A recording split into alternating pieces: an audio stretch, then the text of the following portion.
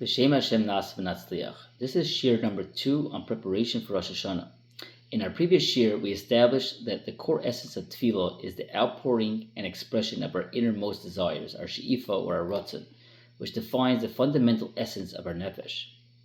In the tefillahs on Yom Ne'arim, we recite, U'bechein teim pachtecha Hashem Elokeinu al kol ma'asecha, and so grant your awe, Hashem our God, upon all your works. This request poses a glaring philosophical difficulty. How can we ask Kadosh Baruch Hu to grant us Yiras Shamayim as a gift? Tain, a lashon of tain. The Gemara in Masechtas Brachos Daf Lamed Gimel Amud Beis explicitly states, "Akol bidei Shamayim chutz mi Yiras Shamayim." Everything is in the hands of Shamayim except for Yiras Shamayim. Yiras Shamayim is not something Hashem simply bestows upon a person from above. It is a single area left entirely to human free choice and personal toil. How then can we daven for Hashem to give us Yiras Shamayim? The resolution. Based on our foundational principle, davening for Yiras Shamayim is not a passive request for an unearned gift. Rather, the tefillah itself serves as the proof and expression of our deep desire and aspiration for Yiras Shamayim. By standing before Hashem and vocalizing that we lack Yiras Shamayim and passionately long for more of it, that very tefillah defines our essence as being Yirei Shamayim. The Ramchal in Maimer Chochmah Inyan Sefer HaChaim unveils the deeper structure of the judgment on Rosh Hashanah, explaining that every individual undergoes a two-part judgment.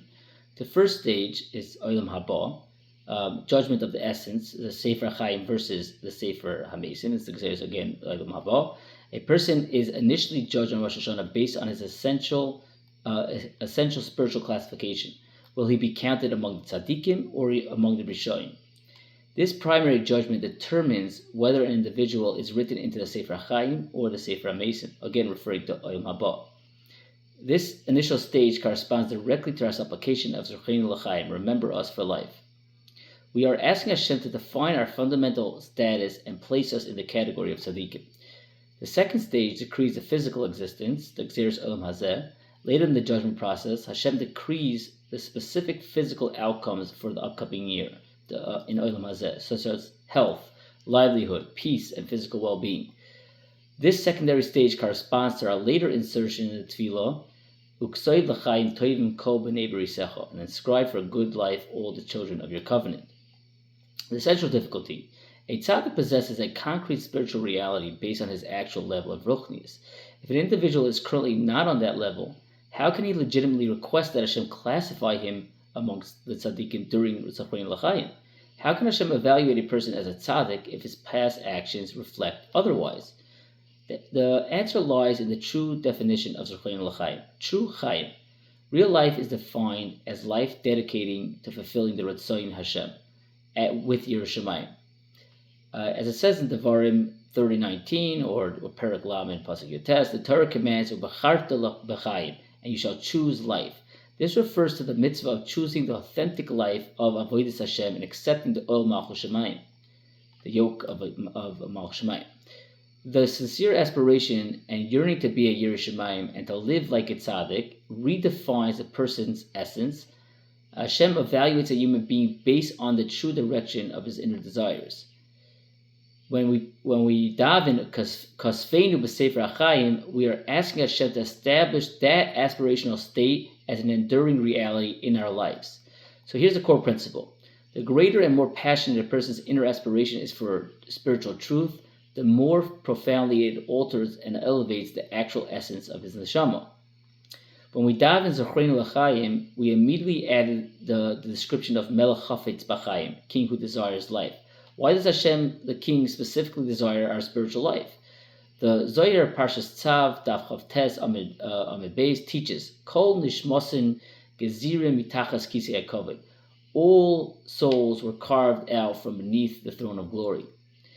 The kisei hakavod. The kisei hakavod, which expresses and reveals the kavod, the glory and malchus, the kingship of Hashem in the universe, is built directly out of the neshamas of Klal Yisrael. When a Jew elevates and perfects his neshama through Yiras Shamayim, he is actively constructing Hashem's throne and bringing out Kavod Shabayim in creation. Hashem is Melech Chafetz B'chaim because our spiritual life and perfection directly fulfill the ultimate purpose of his kingship. In Sefer Siach Yitzchak, the author cites a parable from Rabbi Yisrael Salanter Satzal. A soldier actively serving in the king's army is provided with all his physical needs, food, clothing, weapons, and a shelter directly from the royal treasury. The king provides these resources not necessarily because the soldier personally deserves them on merit, but because the soldier requires them to fulfill the service of the king. So to apply this to us, when an individual transforms himself into a dedicated soldier of HaKadosh Baruch Hu, living life centered on Ruchnius and revealing Kavod Shemayim, Hashem grants him all necessary physical sustenance to enable him to continue that service.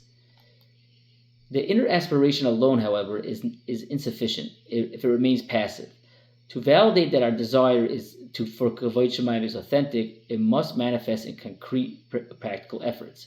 So let's try that by increasing our daily investment in Limud Torah, and active enhancement in our Ma'asim Tovim and our good deeds, and performing concrete actions that demonstrate a genuine commitment to building Hashem's Malchus. Have a wonderful evening.